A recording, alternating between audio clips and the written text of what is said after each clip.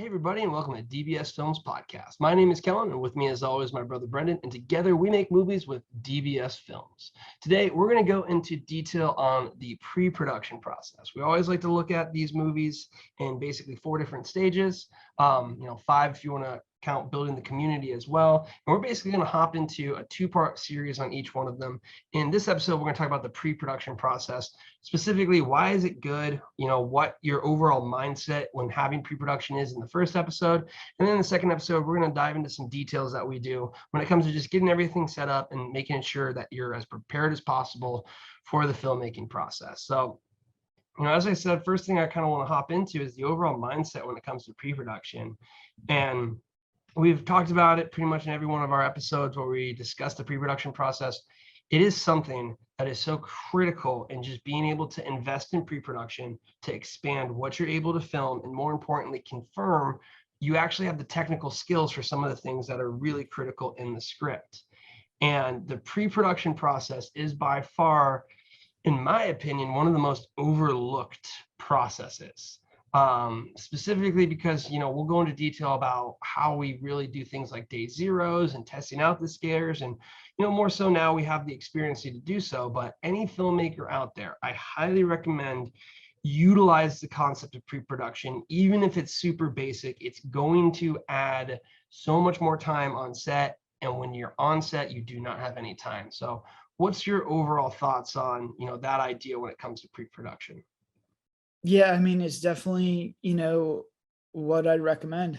I think each time, the jump in our movies from The Hateful Eight to 9, 10, and 11, I think the big reason of that they jumped so well and that they did so well is the amount of pre-production that we put in. And I'm really not sure, looking back on it, why I didn't do a lot of pre-production. We definitely worked with trying to film some stuff out and, do some filming stuff by ourselves. But we didn't really sit down with the actors too much. We were always kind of delayed with getting the scripts done. So we were showing up to shoot with scripts that had, massive changes the night before.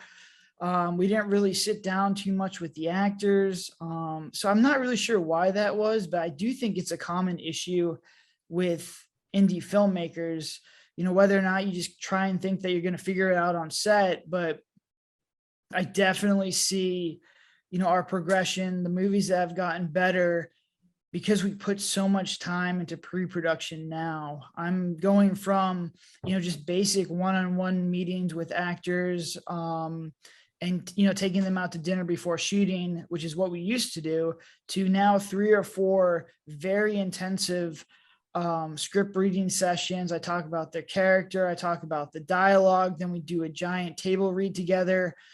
And, I think it's open to collaboration. It gives the actors a little bit more freedom, but most importantly, it makes sure everybody's on the same page. They understand what I'm trying to get. They understand, how they're going to get there. And I think that's the biggest thing, because I think communication is the biggest issue with a lot of indie films. You don't have a lot of time, and you're only going to set yourself up for failure if you're rushing against time. If time, your time is, the amount of time you have is dwindling, and you're having communication issues as well. It's going to create a very volatile set. So I think making sure everyone's on the same page is probably the most crucial part of pre-production.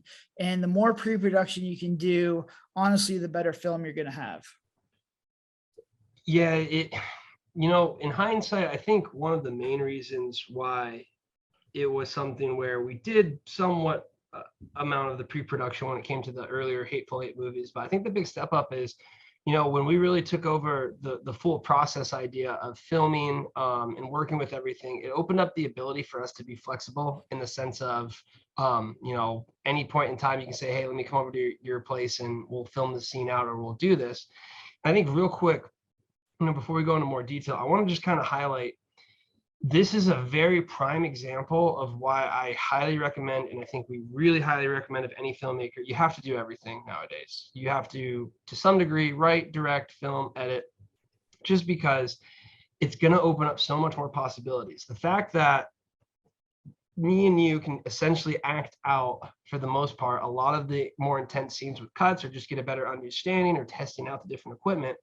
That's just one of the elements when it comes to the filmmaking process. But then also, if you're the one working with the actors, you're already directly not only going over the script, but you're building a repertoire with it. And I think the biggest thing that I kind of see in the filmmaking industry right now is people think, oh, I need a producer to look this up. I need to have a casting director to look this up. And I think people vastly they don't understand that the reason they have those things in Hollywood is because the margins are completely different. As an indie filmmaker, you have to be the one doing everything. And if you are the one doing everything, it makes things like pre-production so much easier. Because if you're doing a typical standard set, you're going to try and get your entire set crew together. Whereas we've talked to basically every single person before we even step on set. So what would you say is kind of, your thoughts on just the benefits of doing the entire process, especially with something like pre-production? Well, it's just, if I'm doing it all myself and I'm the director, the DP, the editor and the writer, it's just, once again, it goes down, what we're talking about with communication. It's less people that I need to communicate with.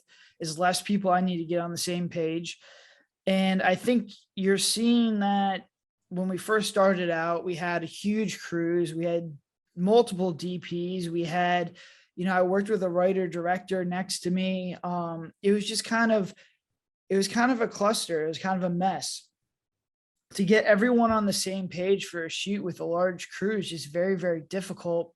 And at the indie level, you're also working with a lot of people who don't have a lot of experience, on set or working, in the time constraints of actually making a movie. So not only are you trying to communicate with a lot of people, but they're trying to communicate back to you. And both of you may not be the best at communicating exactly what you want. Because when you're first starting out, a lot of times you just don't know what you want. Me as a director, I'm still trying to figure out what I want from a scene. So in my experience, like when we first started out, we just wanted to have a lot of people, a lot of crew, because I thought that, it would help us make a smoother production. The more people we have, the more help we have, the better the production is going to be. Turned out it's completely the opposite. So I think for a lot of new filmmakers, they're going to come in with the same mindset that having a lot of people help out is going to just, make your process and your movie that much easier to complete, when, in reality, every person that you add on to set is just another person you have to communicate with. It's another friction point. And probably for most independent films, it's not necessarily a good thing to add more people on your crew. I completely agree. And really for me, one of the biggest things that I see is that, when you're starting out, the reason that you're kind of used to it is because the film industry is pretty grand on that scale. And we talk about it all the time, in the sense that, when you are developing as a filmmaker, you kind of have the idea of Hollywood and those budgets. And again, it's just because the margins are so much higher. So even when they scale it down, they still have an idea of it. And it's nothing in the sense that saying like, it's not more effective working with a team. Like if we had a Hollywood team, man, we'd be 1,000 times better. Everything would look amazing. Like if we could just direct, it would be completely night and day difference. They would be absolutely fantastic. And there's entire teams of them out there. And I'm sure there's people at our level that we could work with that would do the same thing as well too. But the issue is as an indie filmmaker, if you're not operating on those margins, you need to keep costs down. And more importantly, you need to look at every single movie as a learning experience and an opportunity to get better. And I think the biggest reason why we saw the exponential growth is when you force yourself as someone who is, creating through this process to go through each and every part of it, you then understand the entire process better. You get the large view that allows you to make these compromises in the different stages. And more importantly, if you're just working with someone else, you get experience managing. You don't get experience doing the actual process of it, and you just don't know. So the reason we saw exponential growth, in my opinion, is because you're getting exponential practice on every single element of it. So do you think that's something to, in my opinion, highlight as the best reason? You're going to get so much more experience by doing this, and there's really nothing holding you back nowadays with all of the information out there. Yeah, I mean, it is every thing that you can possibly do from all three phases of the filmmaking process. It's going to help you out. The more reps you get as a writer, the more scripts you write. And then, when you're writing scripts and you're actually seeing them made and how they get shot and what dialogue works and what dialogue doesn't work is super valuable. The dialogue that you have on your screenplay usually doesn't turn out like you've written it. So understanding how that process works, how when you're actually shooting and directing actors or working with actors goes back to, how did you write this script? And you immediately get feedback from it, and you can almost learn on the fly. And then it goes to editing. What mistakes did you make shooting the movie, or what mistakes did you make writing the movie that are coming up in the editing part of the process? Because you can see where there's pacing issues. You're like, all right, look, I should have added an action scene there, or I should have done a montage here, or I should have cut this. So all this stuff comes to fruition when you know how to do all three phases. And just going from start to finish, to write a movie, to shoot a movie, to edit a movie, you're going to get so much better. The growth from Cabin 13 to the Murder House to the one I'm editing right now, which is the Shapeshifter movie, it's almost like night and day. And it's just from getting so many reps. I mean, we wrote so many screenplays. We wrote so many versions of the screenplays. Just to get a finalized version, like all those reps are super beneficial. Shooting an hour and 15-minute movie in 8 days, we had almost 6 terabytes worth of footage, just almost probably, I think it's probably like 30 or 40 hours of actual footage that we hit record on. So, having all those reps of actually being able to, being behind the camera to actually shoot this thing, and then going editing it and, editing a movie from start to finish, you're going through it multiple times. You're learning how to fix problems. You're getting better at color correction. You're getting better at grading. You're getting better at everything. So being able to do that in all three phases is just super beneficial. So it's like next time, I go to shoot a movie, I have all that knowledge and skill. So this is why we're seeing exponential growth on every single movie that we make, because, we're so involved in the process. And I think the point's going to come to you when that exponential growth starts to slow down, or we kind of like plateau. And at that point, that's when I think you start to bring on other crew members. That's when you start to raise the budget a little bit, because at least you have a solid foundation of knowledge and skills. And then you can kind of like put a little bit more backing in that. And I think that'll take you to the next level. I mean, I completely agree. It's something where like you really have to understand the biggest thing we point to now more than any of the movies in the repertoire. And again, we still have a catalog of titles that, you have the IP over it and you have the ability to continue to monetize it. But more importantly, the biggest thing that we got from all of these movies is the experience. And by doing it all of yourself, you can then maximize the experience you gain. And again, I think that's just what you're going to end up seeing us as we continue to make movies, as we continue to grow and develop.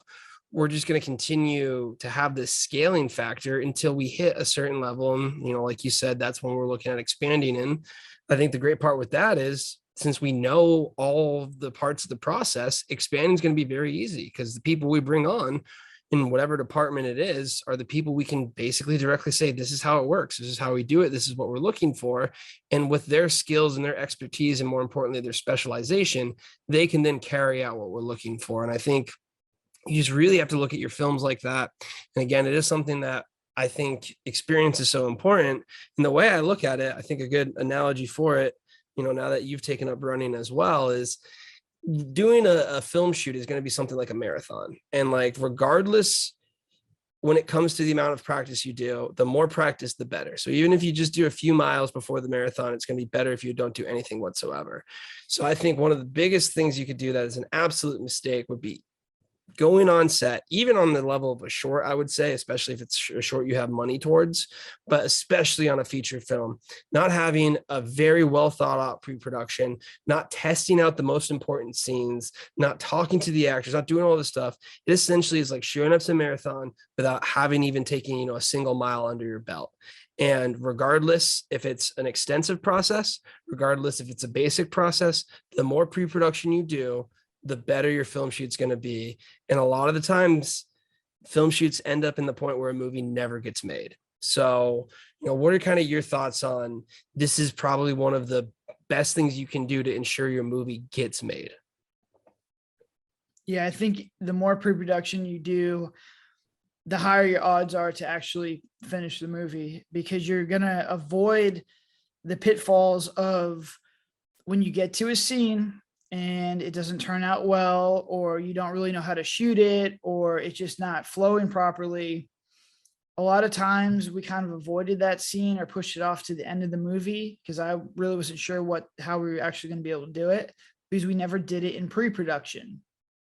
And the end of the movie, we've talked about before, you want to stack the beginning of your movie with all the very difficult stuff. So it's kind of like the first couple of days you go all the way uphill, and the other 5 or 6 days you kind of just go downhill. It's easier stuff. It's easier mentally and physically. If you're holding the stuff, the hard scenes or the scenes you don't know how to actually do them to the end of the movie, is going to be a disaster. And we have a lot of those in our movies where we just held these very difficult scenes, or scenes that we should have done pre-production in, and we didn't do pre-production, and we pushed them off to the end. And these are the scenes that they break your momentum, they break your morale, they break essentially your actors as well, and they're going to cause chaos. And the way to get around these scenes is just do them in pre-production, because the scenes that you don't know how to do, if you're trying to figure out stuff on set, you're going to be in a lot of trouble. And I think a lot of movies get lost to the void. They never get uploaded because directors, producers, they wait to the last minute to do pre-production, or they don't do any pre-production. They get on set, they have this giant scene that's very technical, and they don't know how to do it. And it just slows everything down. Now they're having to cut other scenes. The scene that they really thought was going to be really good, that they didn't know how to do, they just kind of get something done. And then when they go into post-production, it doesn't turn out like they wanted to do it. Now you're looking at pickups, and now you're looking at, extended release dates, or they might just scrap the movie altogether. So the way to get around this, if you have any hesitation, if I have any pits in my stomach when I'm reading the script about certain scenes, I mark it down. I'm like, we are going to do pre-production on this. We are going to make sure we understand how to do this, or at least get a basic idea of how it's going to play out. And, we're going to make sure that when we get on set, this is a scene we know how to do. I could show the actors how to do it, because I can show them the day zero or the pre-production stuff. And once again, if you could show your actors something, it cuts down that communication friction, and everything's going to it's a much, much easier process when you're communicating properly with your actors. It really is something where, I think it kind of goes back to the point we were just talking about. Anytime we have a movie, we now understand what those scenes are. And if you have a script and you don't look at the script and you aren't able to, if I'm able to say, hey, what are the hard scenes? And you're like, oh, I don't know, I think it's pretty easy. You don't understand the process. And that's just highlighting why you need to go through the filmmaking process. Because when we look at a script now, like you're saying, we easily make a note, and it's like, all right, we got to pull off this scene, this scene, this scene. And those are the scenes we focus on our pre-production. And one of the things that I mentioned we have now is our experience. And with the experience, we have the ability to already know, okay, we can do this. So it makes it so much easier. But I think this is a great segue into what are you looking for in pre-production? And, like I said, it is those scenes that are hard. For us, we're in the horror genre. So it really is something where, and again, honestly, it's your upbeats, I would say, is the biggest one to simplify it. If you're a comedy, make sure the jokes can kind of hit, or the gags will hit. For us in horror, it's special effects. It's the types of scares. It's the pop scares, how they function, how it works. So do you want to kind of go into detail, like I was saying, of what are the scenes for us in horror, but then also just filmmaking in general? You need your upbeats to hit, because a miss on an upbeat means you're just dragging. Yeah, I think the scenes that I want to do pre-production on, the ones that I, are going to cause me issues, are ones that we've never done before. Anything with special effects or gore. So I have to bring in the special effects person, because I want to make sure they understand how to do it as well. Because when you're dealing with special effects, it's almost like she has to be able to pull it off, or she or he has to be able to pull it off. And I have to be able to shoot that as well. And you have to hide a lot of things, and you have to, know how to cut it together. So there's a lot of practice involved. It's not just a thing where, the special effects person comes up and they cut the throat. You have to shoot it in a certain way. And that's a very team collaborative effort. So you have to make sure you understand how to do that.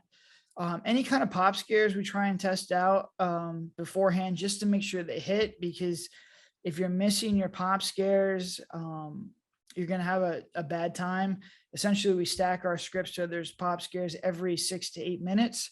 If you miss on one of those, it's not the end of the world, but if you miss on 2 of them, you're going to have a hard time keeping the audience engaged with your movie. So we want to make sure that the pop scares hit.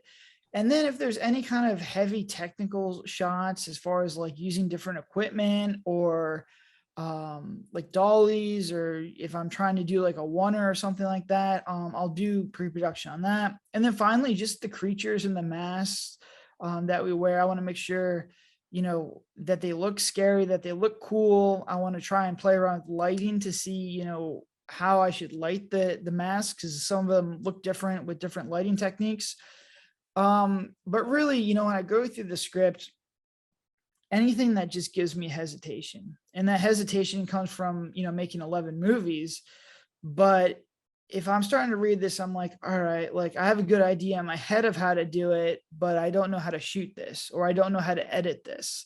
That's when I make a note of it and we put it on the docket so that we can do it in pre-production. So then when we go to shoot, I don't have any concerns or worries because I've done it all before. Yeah, it really is something where, again, those are the scenes, not only do they need to hit, but they're going to be the ones where if, you don't know what you're doing. And we've had issues in the past on set. Again, it's just the idea that we mentioned before. Everyone learning on set is not ideal because, we're learning. So we're already taking up time, and then someone else is learning. So they have to take up time in doing it. And the amount of experience you get from going from 0 to 1, I think that's the next thing I really want to highlight. And then we'll kind of go into detail on, securing actors and things like that. Cause, props, actors, everything like that is something that's considered too. But just to kind of end out the idea of the filmmaking process, the real reason we're doing it is because when we go from 0 to 1 with the experience in trying a scene, even if it's a very basic pop scare of one thing happens or not, by going through the processes of us doing it, filming it, editing it, and watching it, you instantly can see where it can be improved, how it works, if it's going to be good, if you can count on it. And we've done it so many times for so many of our movies, especially like you said, the last 3.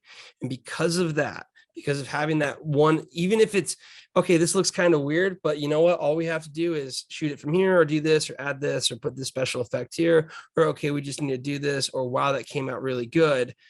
Just looking at the one of the best scenes that we had was the climax in Girl in Cabin 13. And in that climax, we used basically a pressurized pump to, push off and shoot liquid out. And I mean, this is in the middle of a set that we're doing at 3 a.m. And because we had that pre-production, we were able to get set up, done with that scene in literally 30 minutes. And it was one of the best climaxes that we had. And that was going from 0 to 1, because when we were there the first day for pre-production, that whole scene took like an hour and a half of just kind of messing around, getting it there, figuring out how to attach it. So do you want to just highlight that 0 to 1, and then specifically, just with the Girl in Cabin 13, how that allowed us to know going into a climax and a pickup, boom, 30 minutes done, in and out for something that's a huge scene. Yeah, I mean, it's crucial. Like, you cannot go on set and try and figure out this stuff while dealing with a time crunch, while dealing with actors, while dealing with a crew, because it just makes you look, inexperienced. If that you as a director need to understand where you're going and how you're going to get there at all times. If there's any wavering, or you start to doubt yourself, or you start to doubt, the process, or if people start to realize that you're not as prepared as you should be as the director, you're in trouble, because they're going to see that, they're going to feed off that, and the performances are going to suffer, and there's going to be a lot of tension and friction on set. I mean, just to give you an example of how well we did with the Murder House, we did pre-production on the girl stepping on the shoe. We did pre-production where Kel slit his throat, and we did pre-production on, I think we did a little bit on the sign, but I think we had like the head there. So I think we did chop the head off. But all the special effects stuff in that movie, we did pre-production. And pre-production doesn't need to be anything crazy. It's just, I want to make sure that the special effects girl understands exactly what we're trying to do. I want to make sure that I have a good understanding of how to shoot it. And then we go from there. It doesn't take a lot of time. So I think that's just it. I think even if you're putting a couple hours into pre-production, you're probably saving 10x that. So you put an hour into pre-production, you'll save 10 hours throughout the entire shoot, just because you can get these scenes done quicker. You're not skipping scenes, and you're not slowing down and, destroying the momentum that you have by having to sit and really trying to figure out how to do these things. And also with special effects, you only have a couple of times to do them. You only have a limited amount of supplies. So you have to really make sure you're getting them done when, you're actually going to shoot them, because if you're not, you're going to have problems. And a lot of that stuff, you don't get more than 2 or 3 shots to get it right. And I think that really highlights it. Like, you want to be looking at all of the areas that are critical to the movie, especially in these upbeats, because these are death blows to movies. Not in the sense that, oh, the movie's going to turn out bad, just in the sense that you have a critical failure on set. It didn't work out. You ran out of time. The talent saw all of it. Everyone's not working together, and you just don't have a movie. And that happens. Most movies that are filmed never get finished. They just don't. And I think if you can be in pre-production and protect yourself from those mortal wounds, which are the main parts of the movie, and this happens on Hollywood sets. This happens on every single type of movie you can possibly think of, because it's a compromise. And the better you can set yourself up to either understand, because the other side of the pre-production is we might try something and be like, oh, okay, well, I guess we're just not doing that, because you literally see how it turns out there. So it's really just providing you with this critical element. And I think it's one of the main reasons why we're highlighting this in the main chunk of this episode is it is the best way you can protect your film from being made, is focusing on the pre-production elements, focusing on anything you can do, even if it's just the most basic element to get you as close to one as possible, so you can at least have an idea. Again, like, even if it's just testing out all of the equipment, if it's your first time going out to film as a short, like there's nothing stopping you from practicing on your own time. I think one of the issues is practicing takes, time. You have to put in hours for it. And kind of the last thing on just this experience end, I think what I see that's really shocking in the film industry, kind of going back to it, is you can have unlimited pre-production. You can have unlimited screenwriting time. You really are on your own pace. The time that you do not have control over is production. That is the one nailed factor, unless you have unlimited money, that you are tied to. And I am blown away how much attention that production gets, when writing, pre-production, and editing are by far the most important tools to help you execute on that very narrow window that you have. So what do you kind of think of just the discrepancy and where time's spent when it comes to the filmmaking process? Yeah, pre-production is just lacking. I think, when you're writing a screenplay, there is no time pressure, unless you're operating like us, where I'm like, all right, we have to get a movie done every 3 months. And, I give myself specific goals. But for the most part, there's no time pressure on writing a screenplay. If you're shooting it, if you're writing for someone else, obviously you're going to have deadlines. And then for editing, there's really no pressure, unless, you pre-sold it to a distribution company, or you have a distribution deal, lined up, and they give you like a release date. And usually the distribution companies will not touch a feature unless it's completed, because they've dealt with a lot of filmmakers who, they take longer than they tell you. So I think the only time that you really are under a time crunch is when you're shooting. And I think a lot of people just underestimate how much pressure time can really put on you. And for us, we're shooting on a very accelerated schedule. We only shoot for 8 days. So it's extremely difficult for us to just get through all our stuff in 8 days. But if you start to slow down, even in our last feature, the last night it wasn't as stressful as a lot of other, situations we've been in before, but there definitely was time pressure. The actors felt it. I felt it. I think everyone was there, where we had to, knock out a lot of stuff. The difference was I know, or I learned from my mistakes before, and I put all the easy stuff at the end of the movie.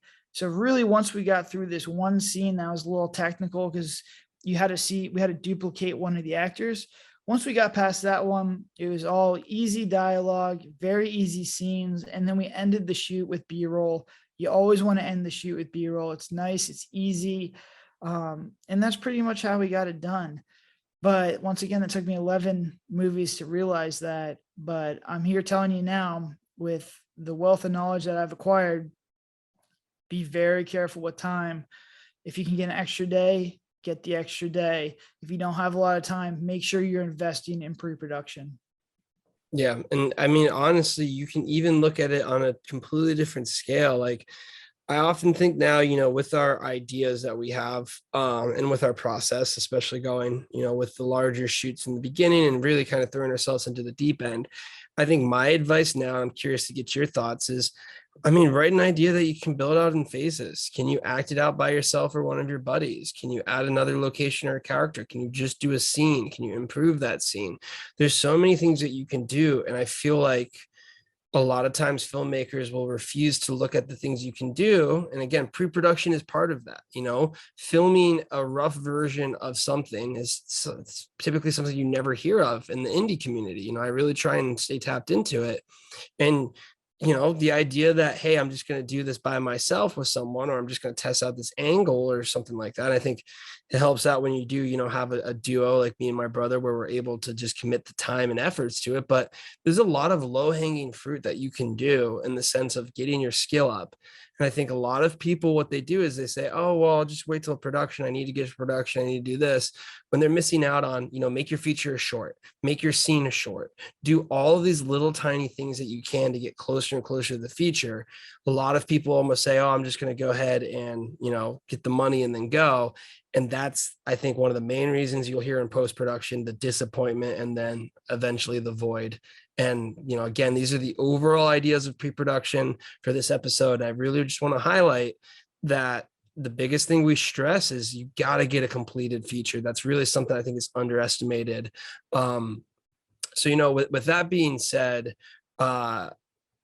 do you think there is other paths when it comes to going into the feature? Again, we had the luxury of being able to, with the other businesses, fund something that was, able to have a larger team. And I think for filmmakers, they kind of shoot themselves in the foot if they commit all of their resources to something that they don't have much experience doing.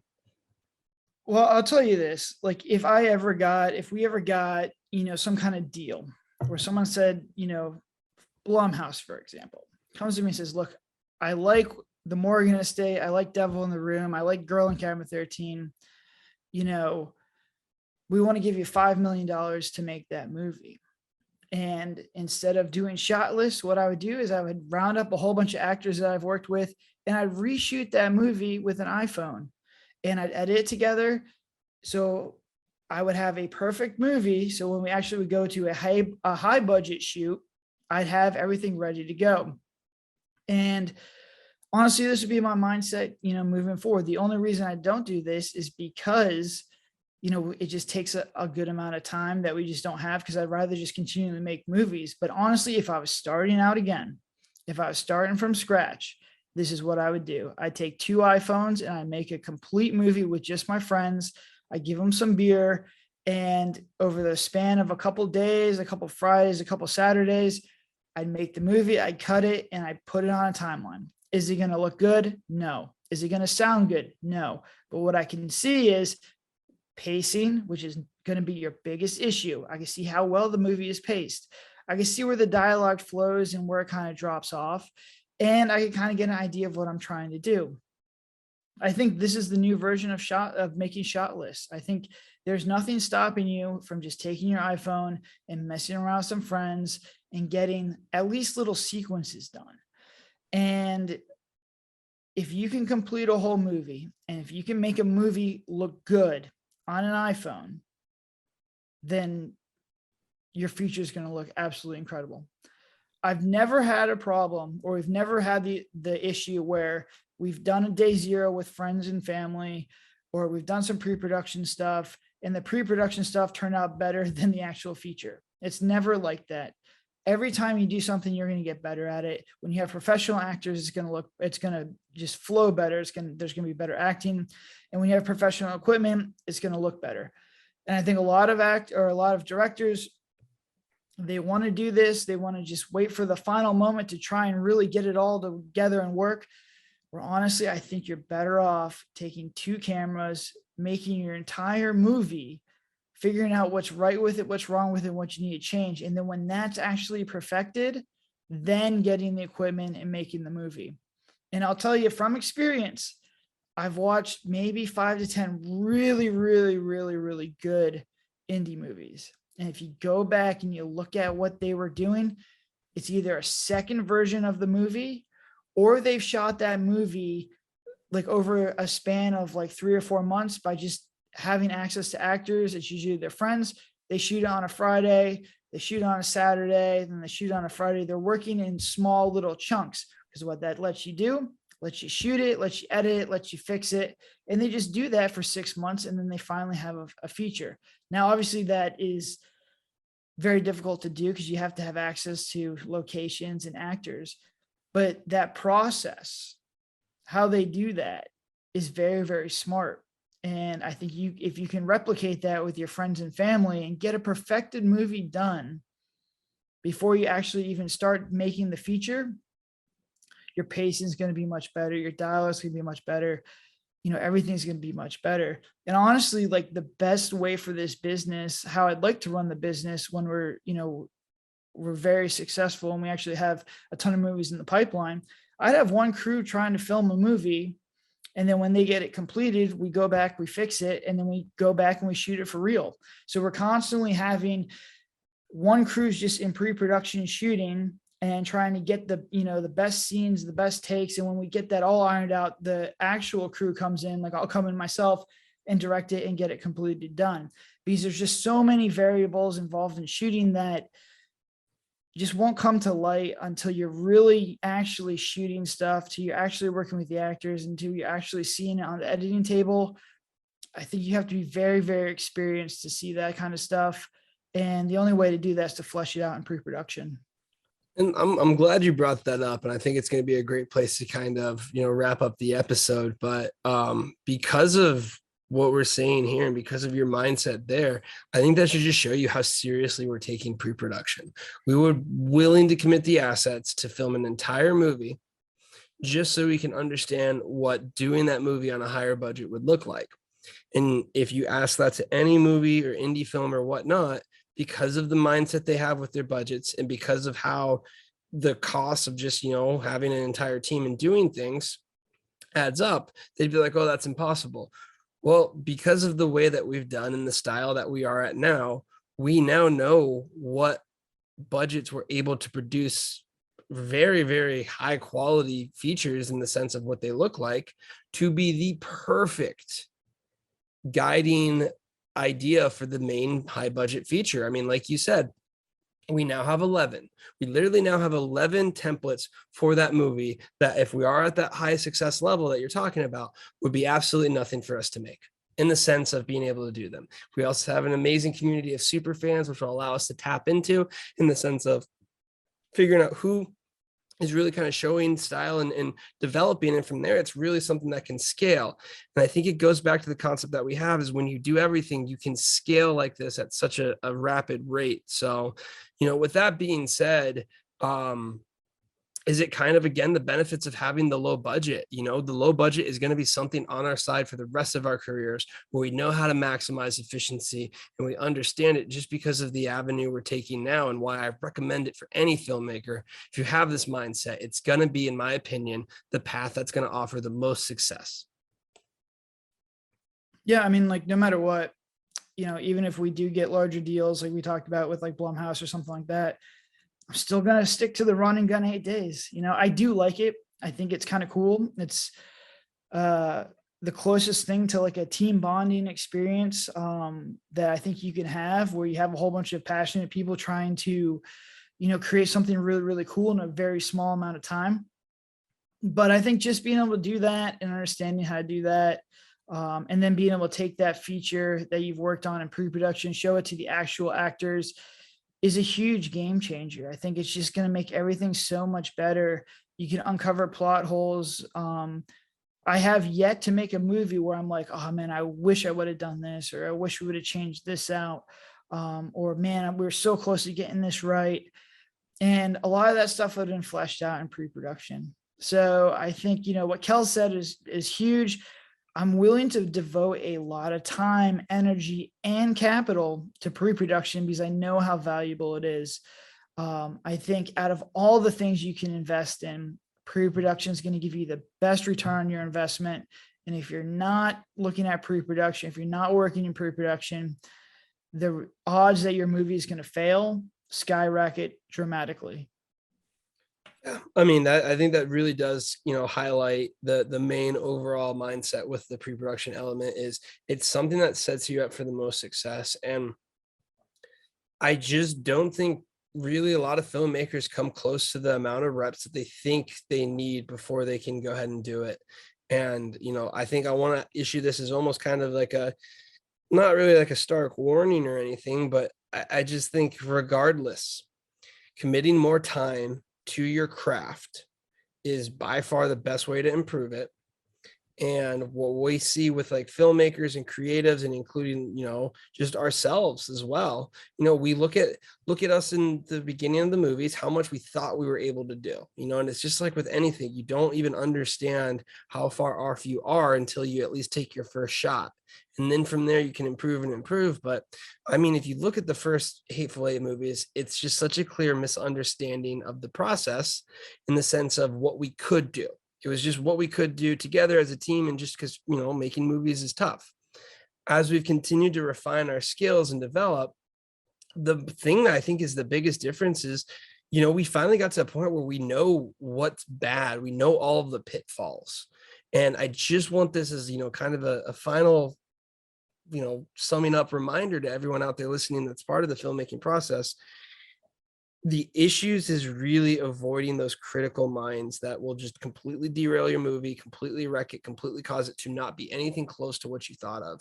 And I can guarantee you the biggest issue at first is not having the experience to know what you're just truly capable of technically. And pre-production is offering you that space that you can then go ahead and save yourself from, the end of just getting to a point where you don't know what you're doing, you're on set, you run out of time, all of these things. And the reason I want to warn this to so many people is I think the most classic issue with any filmmaker out there is going to be they make one thing, they put all of their effort into getting to the point of making the thing. It's not where they want it to be as a movie or a feature. They're disappointed with the results and they never make something again. And I would be so thrilled with the status that we have in our community and everything that we can do if we can prevent a filmmaker from doing that, because I think that's going to be the biggest thing to crush your passion, crush your drive, and just really end up, just getting you away from this process. And the best thing you can do is put in the hours just in any kind of the craft and work your way up slowly to the production. That's the way you need to look at it. And too many times people just completely ignore it. So, wrapping up this episode, do you think that's kind of the biggest downfall? I think not having pre-production is your biggest downfall. And this is the biggest area that most people fall into the trap that causes their film to never be made. Yeah. I mean, filmmaking is just such a weird thing because everyone's like, I can make a movie. It's easy to make a movie. I can make a movie. I can do better than that. I can make a better movie. When really it's extremely, extremely, extremely difficult. This is one of the most difficult, if not the most difficult thing that I've ever done. So you have that mindset and you go into shooting and you quickly realize that it is extremely difficult to do this. And I think there's two levels of difficulty. The first is just getting to a level where you're technically sound. So the image that you're getting is a good, clean cinematic image. The audio that you're getting is good. And, the dialogue and working with the actors and the blocking is, technically sound. And I think we're just getting to that point. So this took 11 movies just to make a technically sound movie. And that's not even, phase two is really learning how to tell a good story, how to write a really good screenplay, how to direct a really good movie, and how to edit that movie. And that's where I think is probably even more difficult, because that's really where it gets really creative. It's like, how do you address all this stuff that's very creative and, requires just an immense amount of creativity in all three phases of this. And we haven't even got to that point yet. We're just now like getting to the point where our movies are technically sound.